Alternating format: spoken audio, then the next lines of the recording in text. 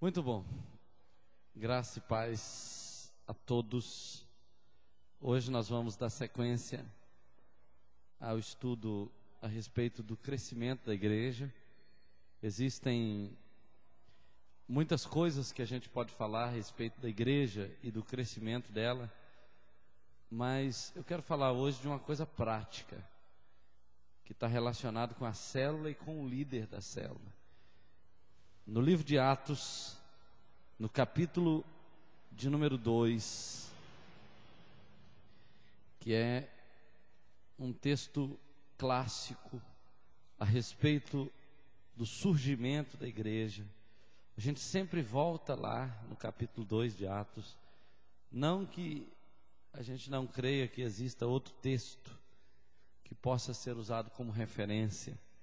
Existem sim muitos textos na própria experiência de Paulo, de Filipe, de Apolo, de Barnabé, pessoas que tiveram experiências em plantar igrejas e ver o resultado do crescimento da igreja. São muitos textos, mas nós vamos usar esse texto por uma razão simples, porque ele está dentro do contexto do Pentecostes. Esse texto, ele foi escrito no ápice do derramar do Espírito. Foi quando todos estavam cheios do Espírito. Talvez ele não tenha sido escrito exatamente nesse momento, mas ele retrata esse momento. Foi nesse tempo, no capítulo 2 de Atos, que a igreja explodiu. E ela explodiu por algumas coisas simples. A principal delas é por causa do Espírito Santo. E a gente não pode esperar outra coisa de uma igreja que deu lugar ao Espírito Santo, não é verdade? Você vai ver lá na experiência de Corinto, do povo de Corinto, né? A igreja que Paulo escreveu aos Coríntios. Na verdade, era uma igreja que buscava muito, que tinha muita experiência com Deus, mas que tinha muita imaturidade. Agora, essa igreja não. Essa igreja estava realmente cheia do Espírito Santo. Ela tinha experimentado coisas grandes de Deus e ela começou a crescer por causa disso. E eu vou ler apenas a parte que está relacionada com isso, que é o versículo. A gente pode ler, por exemplo,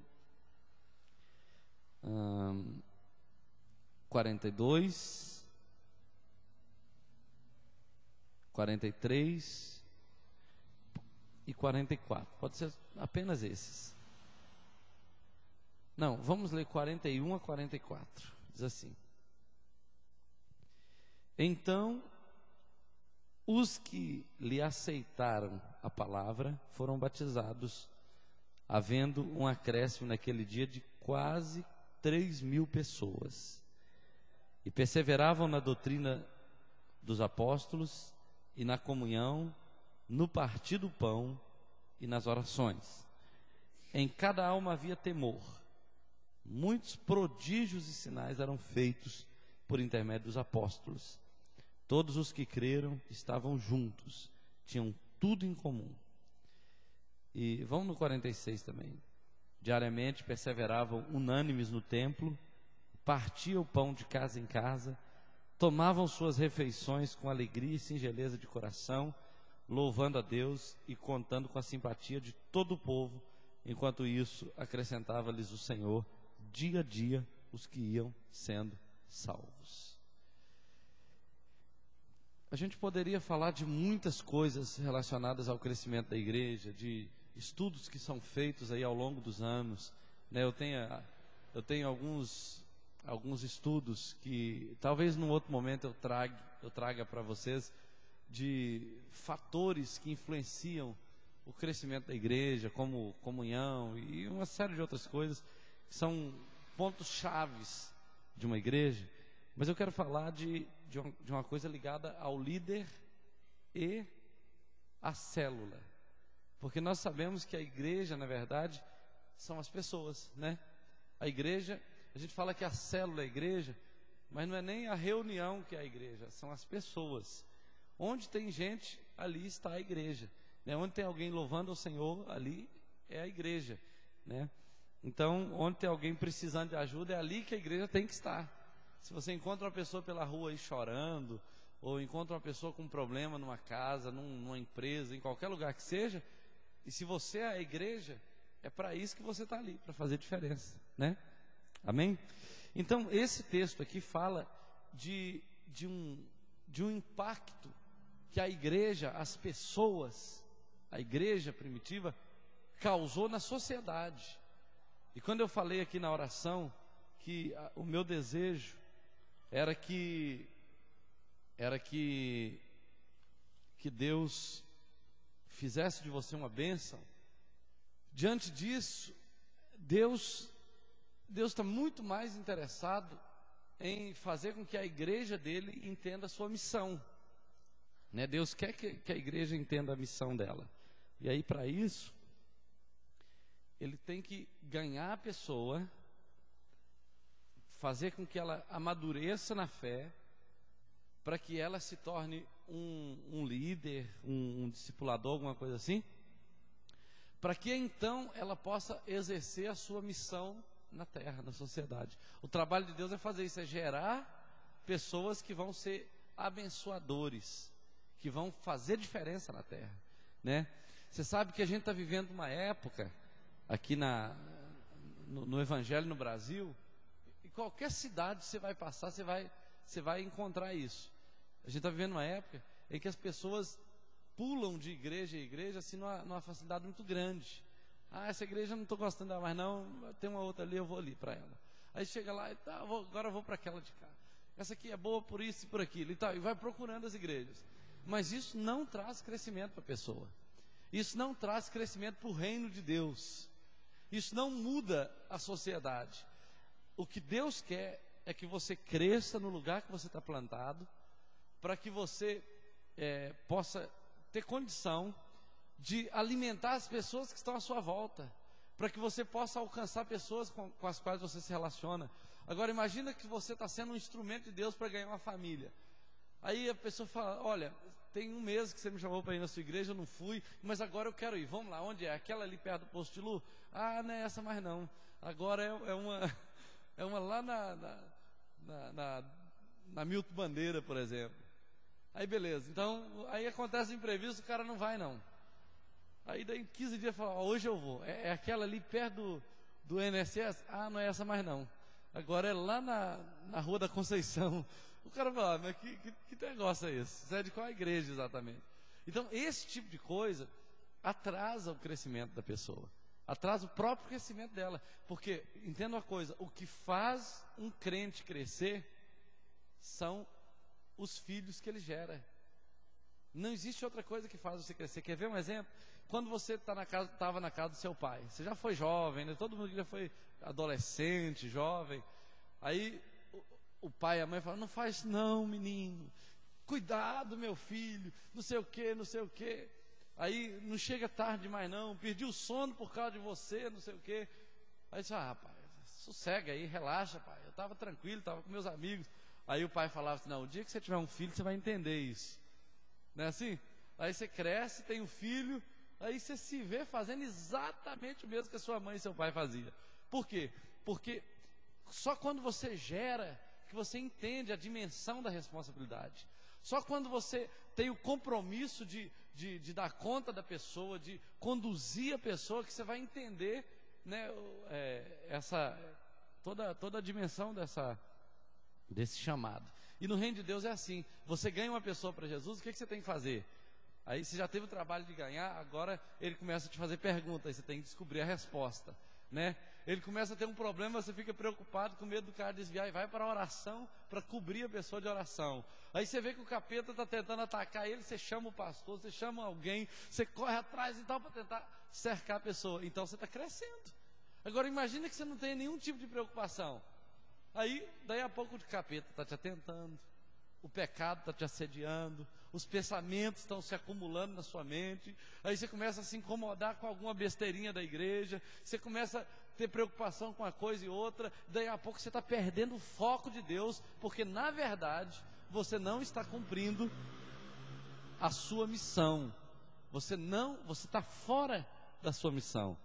Então Deus não quer Deus não quer apenas que você seja salvo.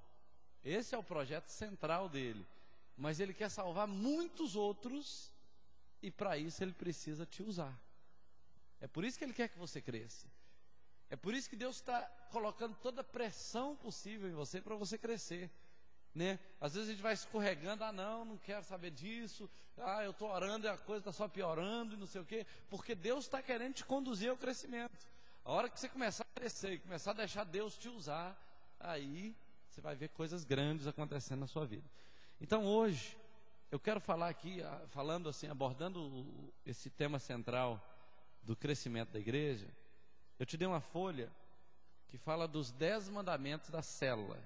Entenda uma coisa, quando a gente fala de 10 mandamentos, a gente não está falando dos 10 mandamentos da Bíblia. São 10 coisas centrais que estão relacionadas com a célula. E se o líder de célula conseguir ter essas coisas dentro dele, ele vai ver um crescimento forte na sua liderança. Eu vou só citar essas coisas, e eu vou falar hoje, na verdade, a respeito dos fatores que têm influência sobre a multiplicação da célula. E isso aí você vai anotar atrás dessa folha, porque eu disse que a mensagem de hoje está atrás dessa folha dos 10 mandamentos, né? Só que ela vai ser revelada agora. Você vai receber a revelação dela aí. Mas vamos ver os 10 mandamentos da célula. Essa palavra não é minha. Essa palavra foi extraída de um livro. E eu nem sei quem é o dono dela, porque ela foi ajustada, compilada. Já falei ela em outros lugares, aí acrescentei uma coisa aqui, outra ali. Então eu nem sei a fonte real de onde vem isso aqui. Mas isso aqui é o resultado de alguns estudos que são feitos, né? Então olha só, quais são os mandamentos centrais, ou os pontos centrais em relação à célula? A primeira coisa é o seguinte: todo líder precisa amar essa visão celular. Quando a gente fala de amar a visão celular, a pessoa já fala logo assim: eu vou amar Deus, né? Eu tenho que amar Jesus, amar o Espírito Santo. A pessoa já cria resistência. Mas quando a gente fala de amar, é o seguinte: quando você entende o ambiente que é a célula, o ambiente de comunhão, de edificação, os vínculos que são formados, que são criados entre as pessoas, então você começa a entender que quando você ama a visão celular, quando você ama esse vínculo que você cria, você está amando a igreja, você tá valorizando os relacionamentos, você está valorizando os vínculos. Então, se você valoriza isso, você investe nisso, e tudo que você investe dá resultado. Então, o amor pelo que temos e o que fazemos rompe qualquer possibilidade de dúvida e prepara-nos o caminho para obtermos o sucesso. Se tirarmos o amor do trabalho celular, então estamos andando mal e, por conseguinte, nunca veremos os resultados que a visão nos outorga. Quer ver? Abra aí 1 Coríntios, capítulo... Talvez eu não leia todos os textos, porque eu quero focar alguns fatores do crescimento da célula. Mas 1 Coríntios 13, versículos 2 e 3, que é um texto muitíssimo conhecido. Diz assim, ainda que eu fale a língua dos anjos e dos homens, se eu não tiver amor, serei como o bronze que zoa, como o símbolo que retine. Ainda que eu tenha o dom de profetizar, ou conheça todo o mistério, toda a ciência, ainda que eu tenha tamanha fé, a ponto de transportar os montes, se eu não tiver amor, nada serei. Ainda que eu distribua todos os meus bens entre os pobres, e ainda que entregue o meu próprio corpo para ser queimado, se não tiver amor, nada disso me aproveita, ou me aproveitará. A ideia é o seguinte: tudo que você faz sem amor é nada. Entendeu? Então você tem que estar convicto do que você está fazendo. Você crê na célula, você tem convicção de que essa é uma estratégia tremenda para conquistar almas. Você está convencido que abrir a sua casa para seus vizinhos, amigos, pessoas com as quais você se relaciona, é uma oportunidade para salvar essas pessoas. Você está convencido de que abrir a sua casa para que os irmãos da igreja estejam lá traz crescimento para você, traz edificação para a igreja, traz comunhão. Então, se você está convencido, ame isso. Faça isso com amor, não faça por obrigação, de última hora, de qualquer jeito, se arrastando. Faça com amor, porque isso vai dar resultado. Entendeu? Agora, se fazer só por obrigação, dá certo, não? Concorda comigo? Nada que você faz só por obrigação não vai para frente. Você não precisa nem do diabo para te atrapalhar, não. Você mesmo se atrapalha, né? Porque quando você tem paixão por uma coisa, até a forma que você convida a pessoa é diferente, né? Até a maneira como você fala com a pessoa tem um tom diferente. Outra coisa, outro mandamento aqui, interessante. Não se desvie da visão celular. Sair da visão pode ser tão fácil que quase nunca damos conta. Daí a importância da fidelidade aos princípios estabelecidos e a perseverança. Quando a gente fala de sair da visão, é o seguinte: você vai entender nos fatores que multiplicam, nos fatores da multiplicação, que a visão da célula é ganhar pessoas, é ter comunhão e é multiplicar. Não é isso? Porque na visão de Deus, é melhor você ter 2 pessoas no céu do que uma só, porque Deus quer salvar as pessoas. Então, se eu penso assim, a célula está tão boa, eu não vou mexer com esse negócio de multiplicar, não. Está tão bom, está todo mundo junto aqui, não vou mexer com esse negócio, não, vou ficar quietinho aqui. Ou então, esses líderes, essas pessoas que estão aqui, nenhuma delas tem condição de ser líder, não. Eu não vou investir no treinamento de nenhuma delas, não, porque nenhuma delas tem potencial. Você está saindo da visão, porque a visão é o seguinte, outra coisa que faz a pessoa sair da visão. Eu sou péssimo para ficar na liderança da célula, porque por eu ser o pastor da igreja, quando eu estou lá na célula dando a palavra, todo mundo fica me perguntando, todo mundo quer saber. É claro que tem o lado bom disso, não é verdade? Só que aí, às vezes ninguém fala, ninguém tem coragem de errar, mas falar alguma coisa. E, às vezes eu atrapalho o processo da célula. E na célula, a ideia é o seguinte, é que as pessoas tenham a liberdade de falar. Porque elas chegam aqui na igreja, elas não podem falar. Elas vão para o trabalho, às vezes ela não pode falar. Na escola ela não pode falar. Em muitos lugares ninguém quer ouvir a voz dela. Então, na célula ela tem que falar, nem que seja errado, nem que seja emitir uma opinião errada. Aí alguém fala, não é bem assim não, é de outro jeito. Mas a ideia é o seguinte, a pessoa tem que vencer esse medo de falar, para que ela tenha coragem depois de liderar a célula. Para que ela tenha coragem de abrir a boca depois e falar assim, não, eu já errei muito também, mas agora eu entendi, eu aprendi, eu estou crescendo, então eu não posso sair dessa visão. Eu tenho que entender que a célula, eu abro a porta da minha casa, gente, o Tatão fala muito disso, o Flávio fala muito disso, ele fala assim, não tem sentido a gente reunir aqui numa casa sem convidar um não crente, porque isso aqui é para ganhar almas. Entendeu? Eles falam isso, né? Não sei se o Reinaldo fala isso também, você fala isso também? Você pensa isso também? Você começa a falar isso agora. Sabe por quê? Porque eu abro a porta da minha casa para convidar pessoas. Porque na igreja a pessoa não vem.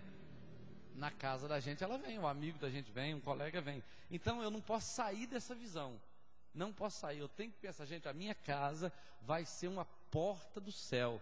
Pessoas vão ser libertas aqui na minha casa, pessoas vão encontrar salvação na minha casa, pessoas vão encontrar esperança para viver aqui dentro da minha casa. E quando você assume essa visão, mesmo assim, com paixão, aí pronto, aí começa a acontecer as coisas. Às vezes tem gente que você chega para ela e fala assim, você podia ir na minha casa, vai ter uma reunião lá e tal. Mas tem gente que você chega e fala assim, rapaz, essa semana teve uma reunião na minha casa, você precisa ver, fulano de tal contou que Deus fez isso, isso e isso. Aí o cara já fala assim, é mesmo? Como é que é esse negócio dessa reunião? Que dia que tem essa reunião? Você provoca fome na pessoa, né? Cada um vai usar uma estratégia. O outro fala assim, vai ter um chazinho lá em casa hoje à noite, né? Então, você podia ir lá na minha casa, porque nós vamos tomar um chazinho junto e tal. Aí a pessoa chegou, beleza, está na hora do chá? Mas antes, aqui a gente ora para isso, a gente agradece a Deus primeiro. Você pega a pessoa de um jeito ou do outro. Isso é manter-se na visão. A gente não pode sair da visão. Se você sair da visão, dá errado, não é verdade? É igual um trem sair do trilho. Imagina, o cara está cansado de ver aqueles dois fiapinhos de aço ali, assim, na estrada. Eu vou dar uma voltinha lá fora, vou dar uma virada. Não pode sair da visão. Sair da visão desencarrilha tudo, bagunça tudo. Então a gente tem que manter a visão clara na nossa vida. Outra coisa, Outra coisa interessante na célula, que é óbvio, mas eu tenho que falar dela. Reúna-se uma vez por semana. A melhor frequência de reuniões é a semanal. Durante os dias anteriores, tanto o anfitrião, né, que é a pessoa que recebe a célula, como o líder e os demais integrantes do grupo devem dedicar-se a visitar vizinhos, familiares, convidá-los para reuniões, e desta maneira o crescimento será visto semana após semana. A pergunta é o seguinte: o que as pessoas que frequentam a célula deveriam fazer nos intervalos das reuniões, né? Às vezes é mandar uma mensagem do celular, é dar um telefonema, é mandar uma cartinha para alguém, um e-mail, é realmente fazer uma visita a pessoas, se for o caso, né? Os vizinhos ali da célula. Por quê? Porque o desejo de Deus é alcançar aquela pessoa. A reunião semanal, ela faz, a pessoa não vai hoje, mas semana que vem eu vou. Aí quando estiver chegando o dia, fulano tal, você falou que essa semana está chegando o dia, vai ser amanhã, vai ser hoje, posso te lembrar mais tarde na hora da reunião. Então você vai fazendo um trabalho com a pessoa. Aí você fala, mas por que eu tenho que fazer isso? Porque essa pessoa poderá ir para o inferno se alguém não arrancar ela das garras de Satanás. Não é assim? Então a gente tem que fazer esse trabalho, né? A pessoa chegou hoje, eu já vi isso acontecer até na minha célula mesmo. Às vezes a pessoa, a primeira vez que ela vai na célula, se ela gosta, ela fala assim, pastor, tem um parente meu, um amigo meu, que ele tinha que vir para cá, para essa célula, tá? A pessoa já chega lá e já sente a necessidade de trazer outra pessoa, né? Então a gente tem que lembrar disso. Outra coisa, e quando a gente fala assim que a célula é uma vez por semana, é porque na verdade, tem gente que fala assim, vamos fazer uma vez por mês, uma vez a cada 15 dias, ou então vamos fazer uma vez na minha casa, outra vez na sua casa, outra vez na outra casa.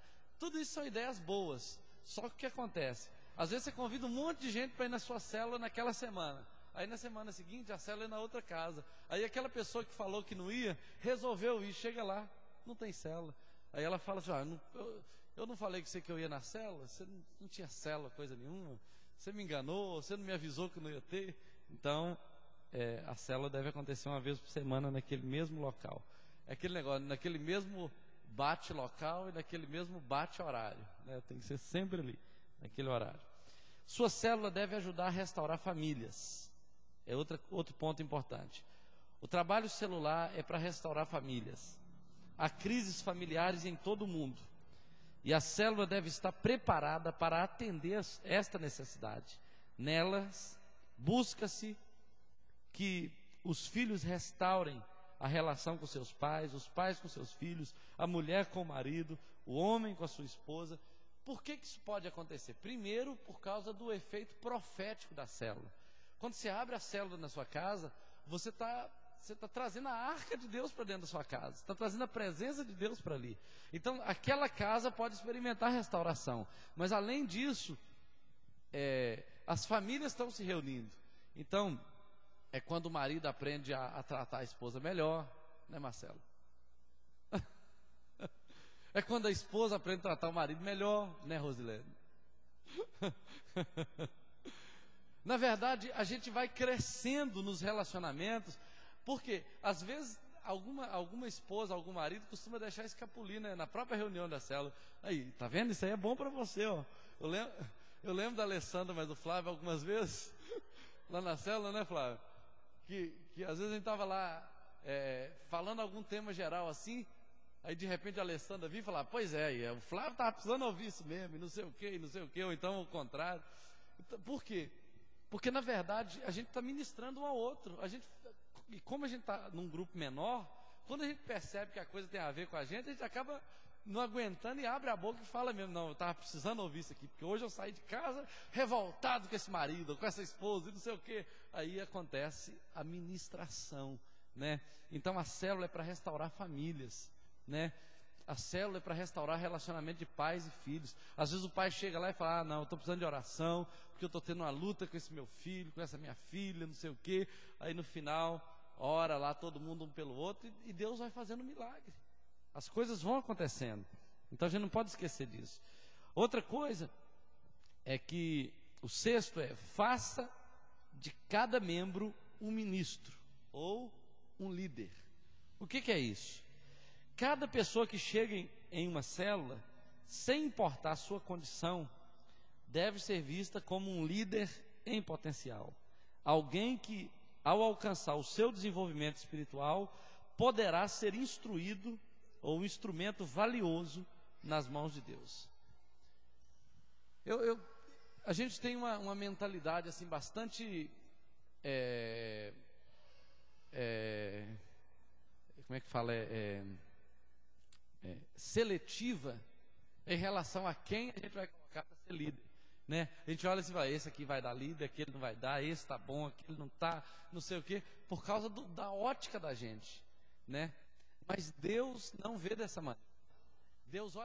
Deus quer que a gente tenha uma visão diferente.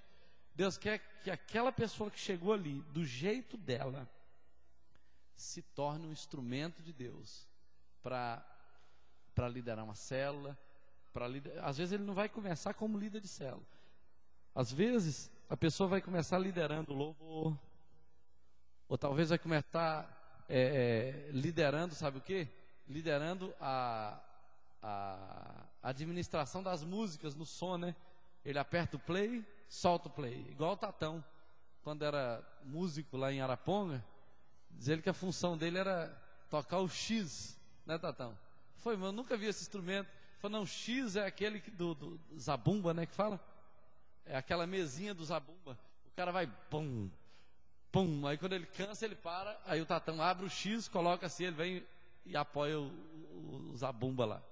Então, cada um tem uma função, mas acabou que ele se envolveu com música, né? Começou com o X. Às vezes a pessoa começa apertando o play e o pause, né? A pessoa começa recebendo a pessoa na porta, ou começa organizando o lanche na mesa, ou começa fazendo uma oraçãozinha simples, né?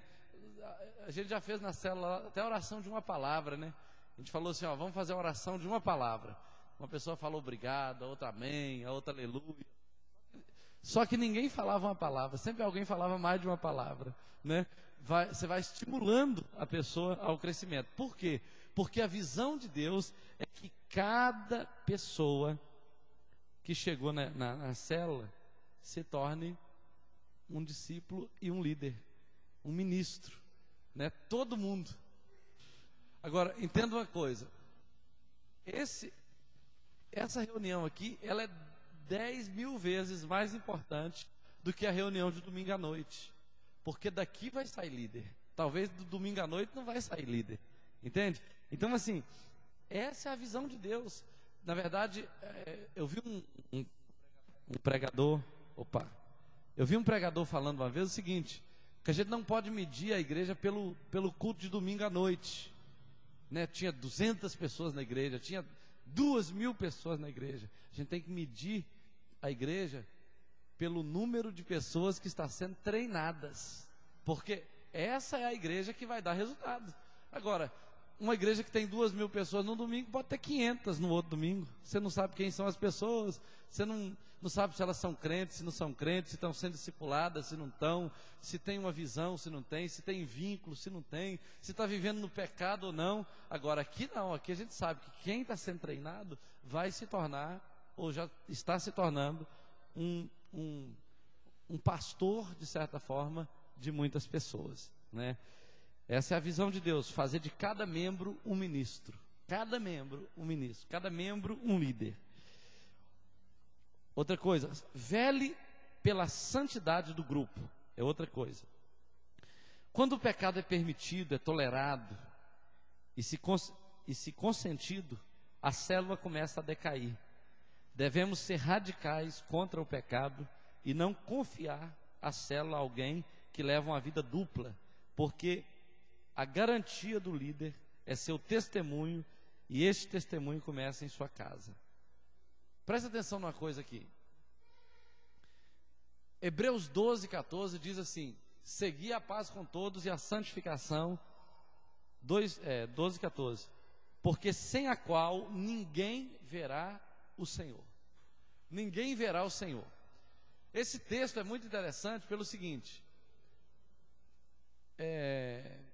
ele é muito interessante porque a gente sempre diz assim, seguir a paz com toda a santificação, sem a qual ninguém verá o Senhor. Então a pessoa pensa assim: eu vou ter que ser santo, porque senão eu não vou ver Deus, não vou experimentar o poder de Deus na minha vida. Pode olhar para mim aqui, gente, deixa a bichinha lá quietinha. Agora é o seguinte, na verdade a melhor tradução para esse texto é o seguinte: você tem que andar em santidade, porque senão ninguém vai ver Deus na sua vida. Essa que é a questão. Se você não andar em santidade, as pessoas não vão ver Deus em você. As pessoas não vão experimentar Deus, o poder de Deus através da sua vida. E é por isso que a gente tem que ser radical com relação ao pecado. Eu me lembro que teve um discípulo da Rosilene, Marcelo, que me procurou aqui para conversar comigo, porque ele estava querendo tomar umas decisões, fazer uns negócios, e ele estava em dúvida. Aí ele chegou para mim e falou assim: olha, eu estou querendo tomar umas decisões assim, assim, assim, mas eu conversei com a Rosilene e ela já falou para mim que é pecado. Desse jeito. Quer dizer, o cara já foi informado desde o início: é pecado, você não vai não, que é pecado. Aí ele veio aqui conversar comigo, eu expliquei para ele tudo. Ele falou: não, mas eu já estava convencido que não ia fazer mesmo, porque se é pecado, eu não quero. Então, a gente tem que ser claro com isso: é pecado, se é pecado, foge disso, né? Porque assim a gente vai crescer. Eu só não posso dar os nomes, né, Rosilene? Mas assim a gente cresce. Agora, não, para você isso não é pecado, não. Para você é pecado. Para você isso pode, né? Fica difícil. Então a gente tem que andar em santidade. Isso serve para o líder, tá, gente? E isso serve para o discípulo.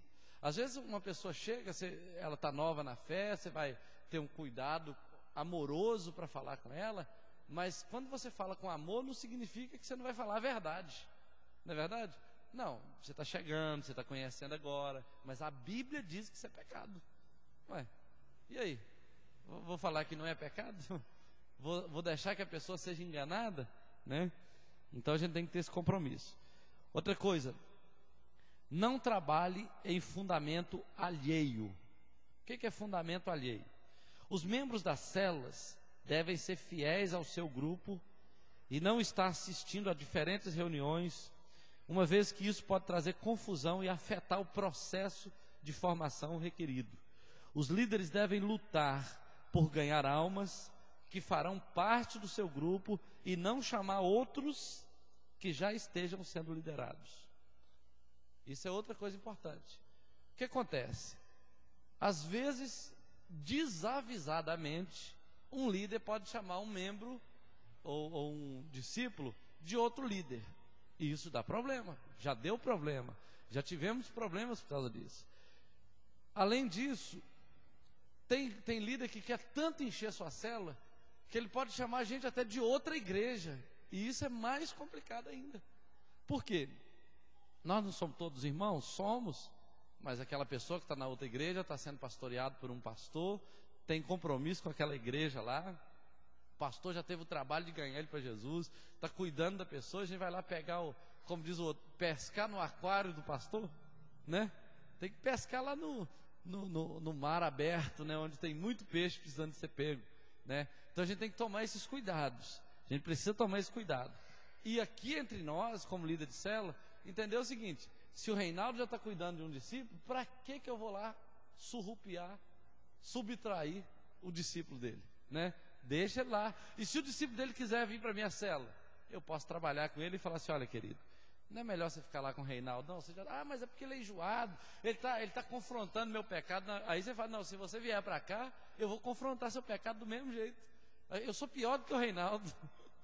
Entendeu? Então assim, a gente tem que trabalhar isso com a pessoa para ela entender que não tem como correr. Na verdade, ela precisa crescer e ela vai ser confrontada aqui ou lá, né? Não tem lugar para ela que seja melhor, não. Ela vai crescer de qualquer jeito. E aí, agora a gente tem que entender que se por uma conveniência qualquer for melhor que a pessoa mude de célula, igual aconteceu, por exemplo, quando o Lucas, né? O Lucas e a Dani resolveram casar. Aí o Marcelo, não sei se foi o Marcelo ou a Rosilene, ou os dois, que falaram assim: é melhor você ir para lá. Não sei se eles falaram: é melhor ir para lá ou os dois virem para cá, não sei. Mas vocês têm que ficar juntos. E aí foi resolvido e eles estão juntos. Muito bom. Outra coisa: não permita a murmuração dentro da célula. Outra coisa muito forte. A célula não é lugar de murmurar. O que é murmurar, queridos? É ficar lamentando os problemas. Na verdade, lugar nenhum é lugar de murmurar, né? Porque murmurar só traz maldição para a gente. Eu aprendi uma vez que o deserto da gente é do tamanho da língua da gente, sabe? Por exemplo, o povo de Israel falou demais no deserto, e o que aconteceu? Ficou 40 anos andando em círculo, porque pecou contra Deus com a sua boca. Então, murmurar não é uma boa ideia, mas a célula principalmente não é um lugar de murmurar, porque na célula é lugar de ganhar almas. E olha só o que nós vamos aprender aqui. Quando uma célula estanca, o que sai do grupo é intriga, murmuração, crítica, queixa. Nunca permitamos que dentro dos grupos se fale mal um do outro, nem do pastor, nem do líder, nem da igreja. Devemos ser radicais contra intrigas dentro da célula. Isso é uma postura séria que nós temos que tomar, de ética inclusive, né? Porque o objetivo da célula é ganhar almas. Isso pode acontecer de alguém falar mal de um, de outro, pode acontecer, porque todo mundo é humano e diz que falar é só começar, né? Você fala um, aí o outro acrescenta e tal. Então tem que ter alguém que fala, gente, esse não é o objetivo da célula. Vamos parar com isso em nome de Jesus, porque o diabo está tirando proveito, né, da nossa vida. Então, é interessante ser claro. Em Filipenses capítulo 2, versículo 14, olha só o que a palavra diz. Filipenses, capítulo 2, versículo 14, diz a palavra assim: fazei tudo sem murmurações nem contendas. Essa palavra é muito prática. Fazei tudo sem murmurações nem contendas. Vamos imaginar que a sua célula não está experimentando um grande crescimento. O que você vai fazer? Vai conversar com o seu líder, vai orar a Deus, vai colocar o povo para jejuar, vai buscar uma estratégia nova qualquer, né? Dá um jeito. A Angélica começou a célula dela lá e está fazendo isso, né? Está estudando o purê de batatas, está dando tarefa para todo mundo e tal, porque é assim que a pessoa vai começar a enxergar, vai começar a amar a visão, e daí a pouco ganhou um, ganha outro, daí a pouco a célula está multiplicando. Mas em vez de ficar, minha célula está começando, ninguém vem, não sei o que, não sei se eu vou continuar, tem que partir para alguma ideia criativa para realmente brotar o crescimento na célula. O 10º mandamento é o seguinte: desenvolva as metas estrategicamente. Tanto o líder como os demais membros do grupo devem ter metas definidas de crescimento, mas que sejam metas realizáveis e que impliquem em esforços de sua parte.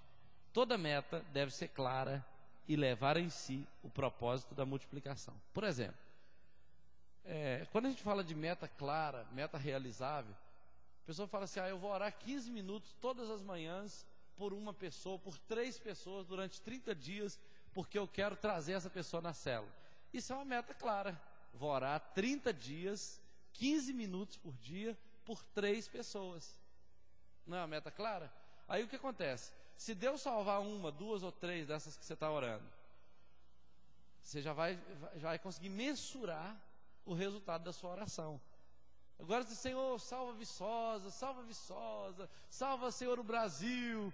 Aí você nem sabe se Deus está salvando ou não, porque você não sabe por quem você está orando. É claro que se você orar por 3, Deus pode salvar até muito mais que isso, mas pelo menos esses 3 estão sendo cobertos de oração através de você.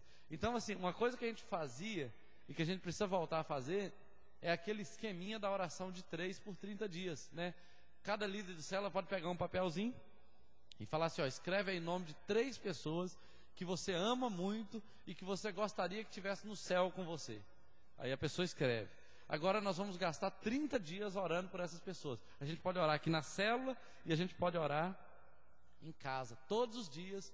Se você quiser fazer um jejum por semana por isso, quer dizer, você vai criar um hábito, né, de batalhar com Deus por uma vida. O dia que você vir uma pessoa se convertendo aqui na igreja ou na sua célula, através da sua oração, você vai ganhar muita gente para Jesus. Você vai ficar doido, porque realmente a oração tem resultado. Então, gente, como se trata de batalha espiritual, de guerra espiritual, os demônios não querem que você tire ninguém de lá do inferno, pelo contrário, o demônio quer que você vá para lá com ele. Então, orando, jejuando, mandando uma mensagem, um telefonema, as pessoas vão se render a Cristo. A meta deve ser clara e levar em si o propósito da multiplicação. Concluindo, a visão celular, ela já tem a garantia do sucesso no trabalho da multiplicação da igreja, ou no trabalho multiplicador da igreja.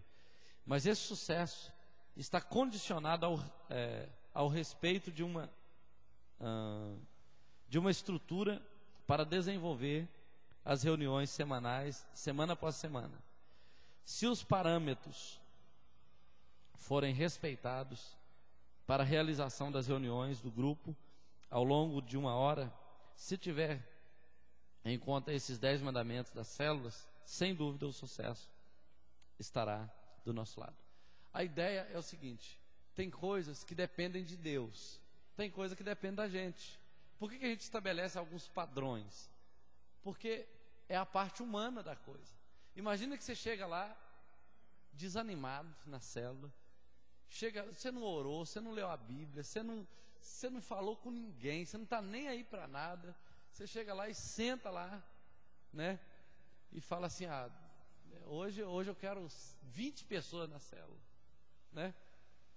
Deus tem compromisso de te abençoar? Se você não deu um telefonema, se você não mandou uma mensagem, se você não deu nem um toquinho no ombro de alguém e falou assim: vai lá na minha casa.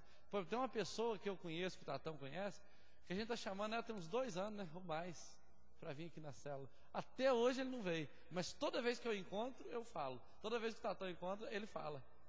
Um dia ele vai vir com toda certeza, pode ter certeza disso. Primeiro que ele está sendo chamado, depois nós estamos orando por ele. Agora a esposa, eu acho que você também chama, né? Aí, tá vendo? Eu vou crer junto com você, né? Então assim, a Alessandra também chama, que eu chamo eles para vir na igreja já tem uns 5, 6 anos, desde que eu conheci eles lá embaixo. Então assim, na verdade eu creio, queridos, que é o trabalhar de Deus, né? Quantas vezes nós chamamos o Tranquilinho para vir na igreja, né? Eu chamei, Tatão chamou, outros chamaram, né? O dia que eu fui, pode contar de você um pouquinho? O dia que eu fui visitar o Tranquilinho no hospital, há 2 anos atrás, esse varão estava do corpo do Silvino, mais ou menos, magrelinho, né? Tava realmente mais para lá do que para cá. Eu fui lá, orei por ele, e tinha um vigia do hospital, aquele porteiro que ficava na frente. Ele viu que eu estava orando e falou assim: podia orar por mim também. O cara chegou lá todo mancando, né? Orei por ele, Deus curou o cara, né? Orei pelo Tranquilinho. Aí o Tranquilinho foi dando uma melhorada e foi voltando a pegar um pezinho de novo, né? Mas não veio na igreja. Falava: não, qualquer dia desse eu vou sim, vou. Marcava e acontecia uma coisa, não vinha. O dia que veio, acabou, né? Converteu mesmo. Tá doido para batizar, vai comprar até um terno, quer ser pastor, né? Tá vendo? Quando Deus salva, Deus salva. Deus salva mesmo. Então, gente, eu creio no poder de Deus. Só que a gente precisa entender o seguinte: o que é a minha parte? O que eu preciso fazer para o poder de Deus agir, né? Então, esses 10 mandamentos aqui são instruções práticas que todo líder deve praticar. Isso aqui não é pecado, não. Pelo contrário, vai trazer bênção na sua vida. Só que tem um problema. Esses 10 mandamentos aqui deveria ser só a introdução para a gente começar a palavra de hoje, que são os fatores que têm influência na multiplicação da célula. Vocês vão ver, querido, nós vamos multiplicar células. Eu creio que Deus vai nos dar aquilo que Ele prometeu. Teve uns anos passados que a Karina teve um sonho, né, Karina? Posso contar seu sonho? Parece que o sonho era o seguinte: ela viu uma luz aqui dentro da igreja, no templo antigo, que ela foi crescendo, foi crescendo e bum, explodiu. E quando ela explodiu, saiu aquele monte de pontinhos de luz e espalhou por toda a cidade, iluminou toda a cidade, mas com pontinhos de luz. Queridos, eu não posso crer em outra coisa senão em células, porque esses pontinhos de luz são células, são pequenos fragmentos da igreja espalhados por toda a cidade, iluminando a cidade, porque uma luz muito forte, sozinha, ela pode até iluminar muito, mas essa luz espalhada em toda a cidade, ela pode iluminar toda a cidade. Eu creio nisso, e assim, eu tenho orado a Deus, porque como eu tenho pedido a Deus 10% da cidade, e um dia eu estava falando, Senhor, me dê 10%, aí Deus falou assim para mim, para que você quer 10%? Senhor, porque eu quero, Senhor, eu quero que essas almas sejam tiradas do inferno. Aí Deus falou assim, eu não vou te dar 10%. Agora, se você orar e me pedir para eu te dar capacidade, para você me dar 10%, para você me oferecer 10% das almas, aí eu te atendo. Aí eu comecei a entender que as almas não são para mim, elas são para Jesus. Eu que estou dando para Ele 10%, não é Ele que está me dando 10%. Os 10% é de Deus. Então, Deus me ensinou que isso é para Ele, não é para mim. Então, eu consertei minha oração. Deus deixou isso muito claro no meu coração. Então, eu estou consertando. É assim, eu quero oferecer para Deus 10% da cidade em almas. Só que 10% de uns 80 mil são 8 mil pessoas. E para a gente pastorear bem 8 mil pessoas, a gente tem que ter pelo menos 1000 células com 8 pessoas cada. Aí a gente arrebenta, concorda? Porque cada pessoa vai estar sendo bem cuidada de perto. 1000 células com 8 pessoas cada. E aí, para isso nós vamos precisar de treinar 1000 líderes. Eu não estou querendo só 1000 almas, eu quero 1000 líderes, né? 1000 líderes. Agora, depois que Deus nos der 8 mil pessoas em 1000 células, aí nós vamos oferecer para Deus a oferta, né? A oferta em almas, o dízimo vem primeiro, depois a oferta em almas. Aí imagina cada célula multiplicando uma vez, 16 mil, né? Se multiplicar mais uma vez, 32 mil. É possível? Vou te dizer uma coisa, existe uma igreja em Santarém, do pastor Eibe, nós vamos visitar ela lá, quem sabe esse ano ainda. Eles levaram 20 anos para crescer. Mas hoje, uma cidade de menos de, acho que 200 e poucos mil pessoas, essa cidade de 200 e poucas mil pessoas, eles têm uma igreja com quase 50 mil pessoas, numa cidade desse tamanho. Uma igreja com quase 50 mil pessoas. Eles têm, se eu não me engano, 40 e poucos cultos por domingo, porque os templos dele não cabem, é um do lado do outro e não cabem. Aí faz culto na escola, faz culto na rua e não dá conta. O pastor vai pregando e outros vão pregando porque não dão conta. Aí lá eles fazem um negócio de vez em quando. Ele tem um programa na televisão, ele nem mora lá mais, mas o programa que a cidade toda consegue ver. Aí ele fala assim, gente, hoje eu vou mostrar para vocês o que é célula. As células tudo reunidas, eu não sei se são quase 10 mil células, uma coisa assim. Aí ele fala assim, eu vou mostrar para vocês o que é célula.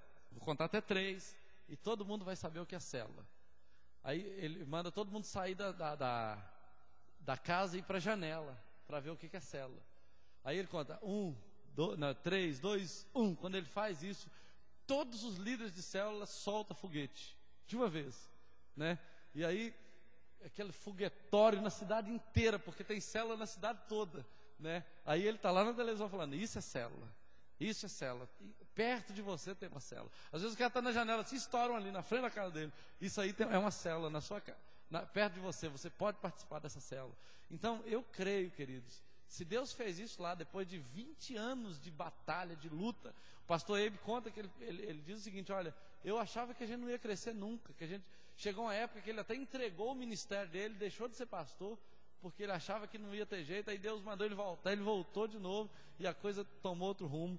Então assim, eu creio que Deus pode fazer isso, Deus pode fazer, dizer que pessoas que não valiam nada na cidade, são grandes pastores hoje nesse ministério, homens que cuidam de multidões, gente que você não dava nada por elas, hoje são líderes de multidões, porque Deus realmente tem capacitado através do trabalho com células. Então, ame essa visão, ame mesmo essa visão de discipulado, de estar junto, de orar um pelo outro, de conhecer a pessoa, de ir na casa dela, de deixar que ela venha na sua casa.